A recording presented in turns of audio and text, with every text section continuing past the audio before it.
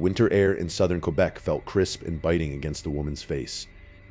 She adjusted her hearing aid, though she knew the woods would remain mostly silent to her. Monty, her Rottweiler-Husky mix, bounded ahead with infectious energy. A fresh blanket of snow had fallen overnight, erasing all previous tracks. She chose a fork in the path that appeared completely undisturbed by other hikers. The clearing at the end of the trail offered a perfect view for her birdwatching hobby.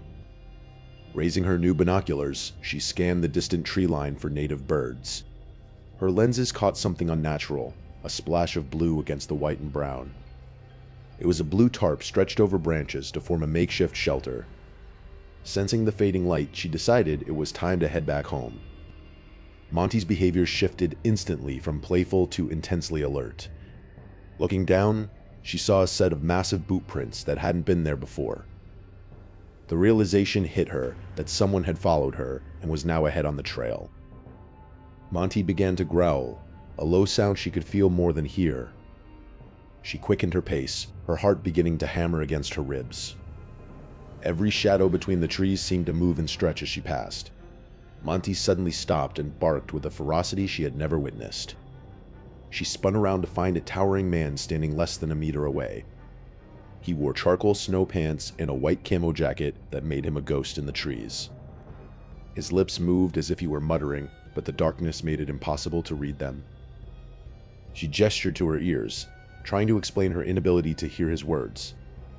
Without waiting for a response, she turned and hurried toward the forest exit. The streetlights of her neighborhood finally appeared, offering a false sense of safety. Once inside, she locked her doors and tried to settle into her normal evening routine. She fed Monty and eventually drifted into a restless sleep. At 3 in the morning, the sensation of Monty licking her hand woke her up. Her phone screen glowed with a text from her neighbor asking if she was okay. She realized Monty was no longer in the room and was barking hysterically downstairs. Creeping down the stairs, she saw her dog facing the glass patio door. The outdoor motion light triggered, revealing the man from the forest standing in her yard. Her heart sank as she realized he had found where she lived. She scrambled to text 911, her fingers trembling against the glass screen. Recalling her martial arts training, she grabbed a machete from under her bed for defense. Monty's bark changed to a violent snarl as he stared at the bedroom door. A shadow flickered underneath the door, blocking the light from the hallway. She sat on the floor, clutching her dog and her weapon, waiting for the door to break. Blue and red lights finally flashed through her window as the police arrived. They found the patio glass completely shattered, but the intruder had vanished into the forest. She left her home that night, unable to feel safe within its walls anymore. Now she only walks Monty on open roads, forever haunted by the shadow in the trees. The memory of those massive footprints in the Quebec snow refused to leave her mind as she walked toward the forest edge. Her dog Monty suddenly stopped in his tracks, his ears pinning back against his skull in a silent warning. Through the dense thicket of spruce trees, a flash of bright, unnatural white caught her peripheral vision. Standing perfectly still beside a frozen oak was a man of towering height, clad in a full white camouflage hunting suit. Because of her hearing loss, the silence of the woods felt even more oppressive as she stared at the motionless figure. The man did not wave or acknowledge her presence, remaining as rigid as the timber surrounding him. Feeling a cold spike of adrenaline, she tugged on Monty's leash and began to walk briskly toward the trailhead. Every few steps, she glanced back, finding the white-clad figure maintaining the exact same distance behind her. He wasn't running, but his long strides allowed him to keep pace with her frantic movements effortlessly.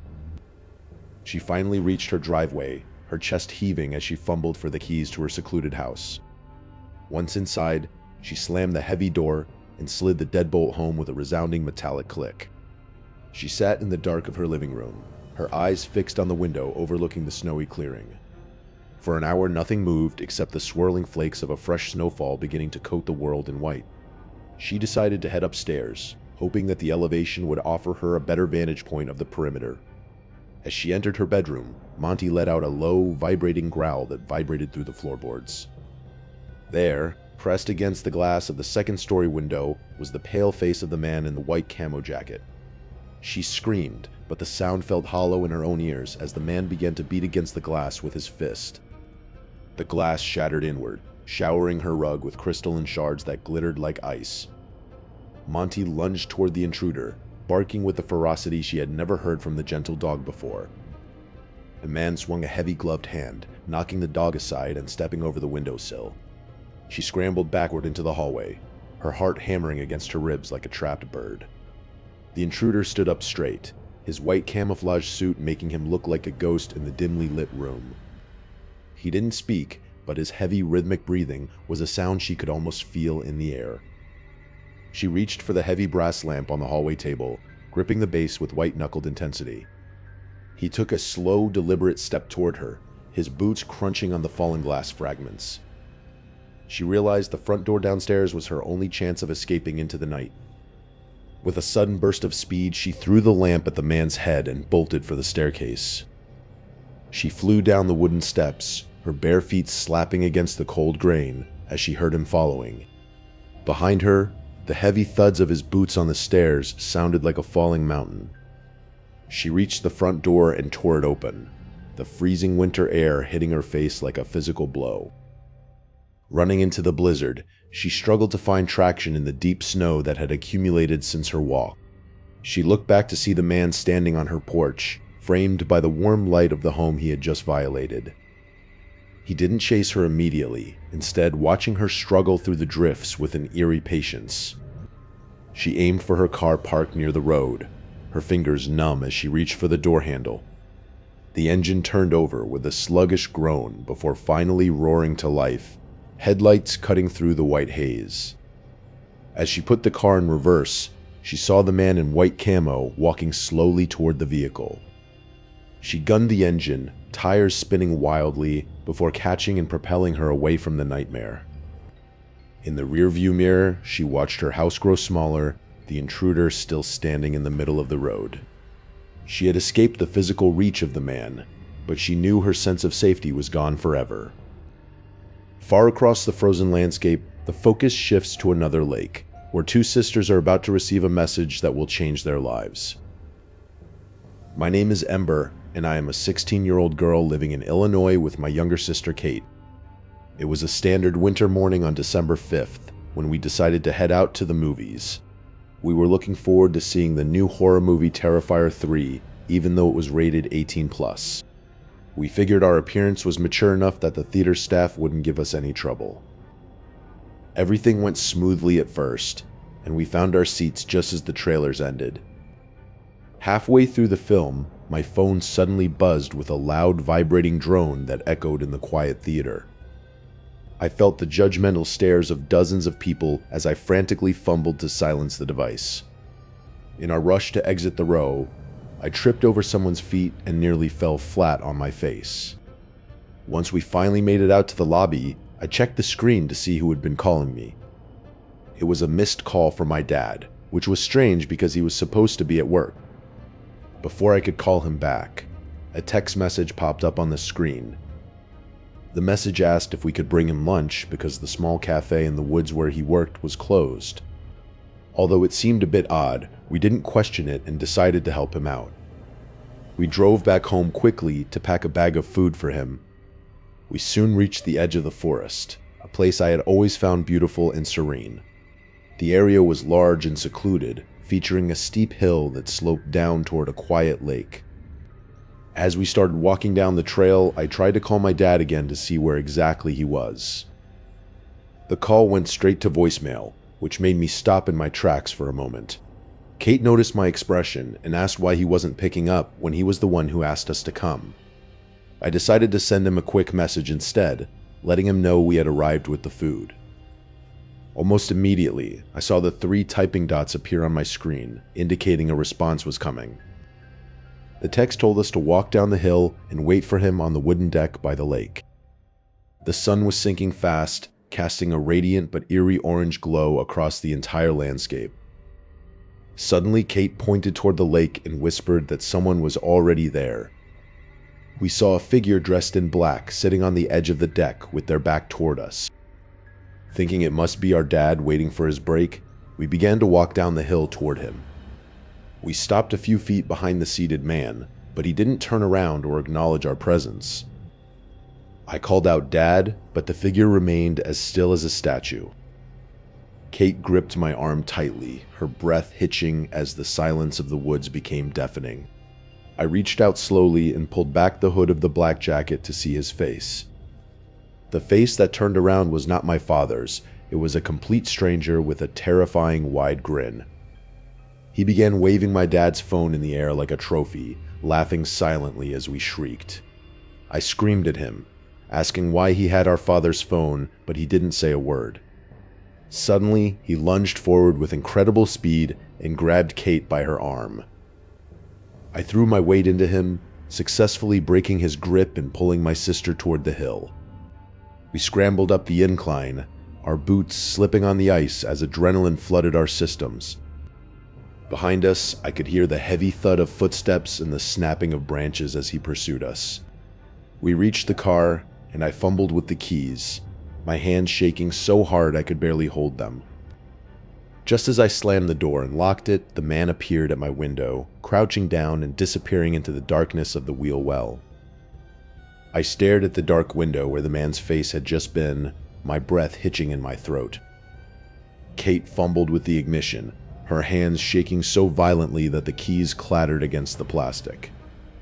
Suddenly, the entire car rocked as the man grabbed the rear bumper, trying to keep us from moving. The engine finally roared to life, and Kate slammed the gear shifter into reverse. We felt a sickening thud as the car jerked backward into the intruder. Kate didn't stop to look, immediately shifting into drive and flooring the gas pedal. Snow sprayed in every direction as the tires struggled to find traction on the icy path. I looked into the rearview mirror and saw the man standing in the middle of the road, perfectly still. We drove in silence for miles, the only sound being our heavy, ragged breathing.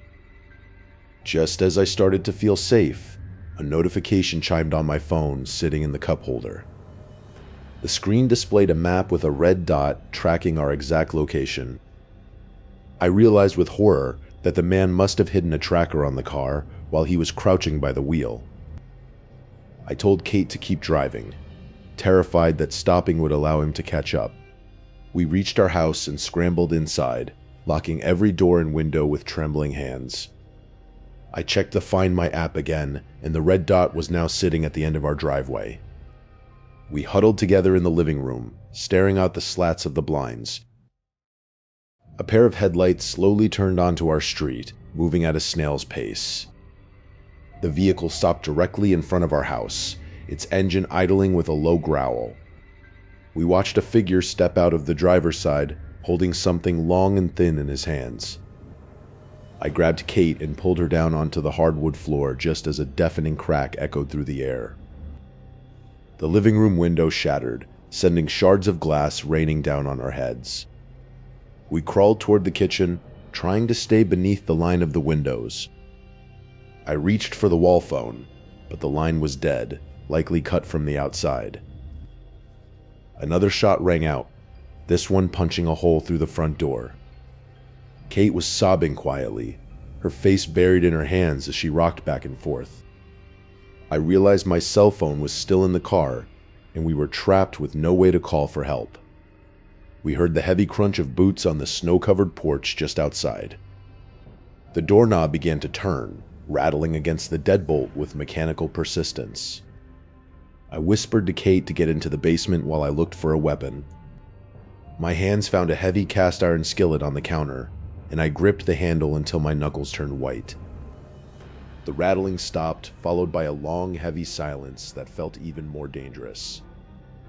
A loud thud came from the back of the house, indicating he was trying another entrance. I rushed toward the basement door just as the glass in the back shattered completely. I dove into the basement and locked the door behind me, my heart hammering against my ribs. From the floor above, we could hear the slow, deliberate footsteps of someone walking through our kitchen. He wasn't rushing, he was taking his time, as if he knew we had nowhere left to go. We huddled behind a stack of old moving boxes, trying to make ourselves as small as possible. The footsteps stopped directly above the basement door, and we heard the floorboards groan. A low, raspy laugh echoed through the house, sounding unnervingly close through the thin vents. Then, we heard the sound of the basement door handle being slowly, methodically turned. As the lock began to give way, I realized we weren't alone in the basement as a pair of glowing eyes stared back at us from the far corner. The memory of the sisters' terror fades into a new, bone-chilling reality of a frozen highway. Thick, heavy snowflakes fall like lead against the cracked windshield of a beat-up sedan. The driver grips the steering wheel until his knuckles turn as white as the road ahead. Visibility drops to zero as the wind howls like a wounded animal against the metal frame. Suddenly, the tires lose their grip on the black ice hidden beneath the powder. The car lurches violently toward the steep embankment on the right side of the road. A sickening crunch echoes through the cabin as the front bumper meets a hidden rock. Silence follows the impact, broken only by the rhythmic ticking of the cooling engine. The driver shakes his head, trying to clear the fog of a mild concussion. He reaches for his phone, but the screen remains stubbornly black and lifeless. Frost begins to form on the inside of the windows within minutes of the engine dying. Outside, the world is a monochromatic void of swirling white and deep shadows. A strange, wet sound drifts through the cracked driver's side window. It is a rhythmic, disgusting slurping noise coming from just beyond the tree line. He leans forward, squinting through the crystalline patterns on the glass. The slurping stops abruptly, replaced by the sound of something heavy dragging through the snow. His heart hammers against his ribs like a trapped bird. He locks all the doors, the mechanical clicks sounding like gunshots in the quiet. A flash of movement catches his eye near a large, gnarled oak tree. Something large and pale seems to be hunched over in the darkness. Deciding he cannot stay a sitting duck, he grabs a heavy flashlight from the glove box. He pushes the car door open, the hinges groaning in protest against the cold. The sub-zero air bites at his skin instantly, stealing his breath away. He clicks the flashlight on, the beam cutting a yellow path through the falling white. The light dances across the trunks of trees, revealing nothing but bark and ice. Then, he hears the slurping again, louder and more visceral than before. It sounds like wet leather being slapped against a stone. He takes a tentative step toward the sound, his boots sinking deep into the drift. In the distance, he sees a trail of dark fluid staining the pristine snow. The smell of iron and decay hits him, even through the freezing wind. He swings the flashlight to the left and catches the glint of eyes reflecting back. Whatever is there is much larger than a wolf or a coyote. A low guttural growl vibrates in the air, felt more in his chest than heard. He begins to back away, his eyes never leaving the spot where the creature stood. He trips over a fallen branch, falling backward into the biting cold of the snow. The flashlight rolls away, its beam spinning across the trees like a lighthouse gone mad. He fumbles in the dark, his fingers numb and unresponsive as he searches for his only weapon. The slurping sound resumes, but this time it is much closer, almost right behind him. He finally grabs the flashlight and shines it upward, illuminating a nightmare. A mangled carcass hangs from the branches above, and something is still feeding on it. He scrambles to his feet and runs blindly toward the flickering lights of his crashed car. Behind him, the sound of heavy paws thudding against the earth grows faster and louder. He reaches the car and dives into the back seat, slamming the door just as a heavy weight hits the metal. Long, dark claws scrape against the window glass, leaving deep, jagged gouges. He huddles in the footwell, praying that the thin layer of steel and glass will hold. Just as the scratching stops, the car begins to rock gently from side to side, as if something is trying to lift it. The driver slowly pushes his car door open, the metal groaning against the biting winter wind.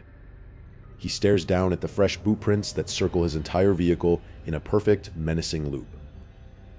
Small droplets of bright red blood stain the pristine white snow near the passenger side. He reaches into the glove compartment and firmly grasps his 9mm handgun for protection. The driver begins to follow the trail of prints as they lead away from the car and into the dense tree line.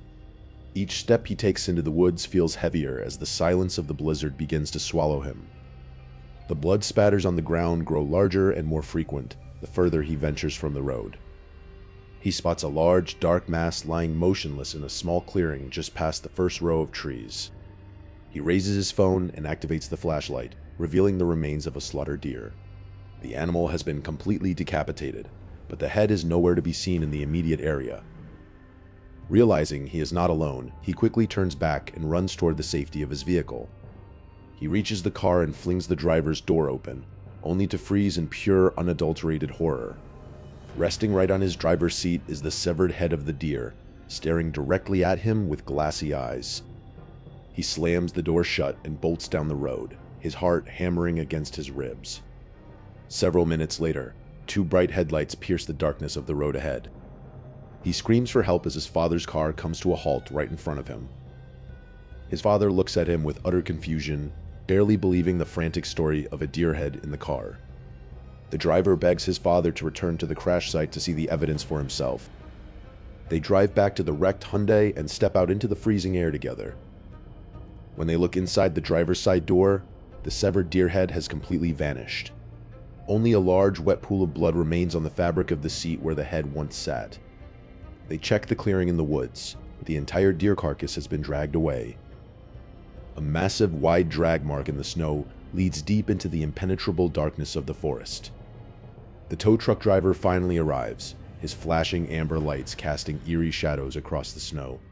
The driver watches in silence as his ruined car is hoisted onto the back of the truck. His father asks if they should call the police, but the driver simply shakes his head no. He knows that without the physical evidence, the authorities would likely dismiss his story as a hallucination. They drive away from the site, leaving the blood-soaked road behind in the falling snow.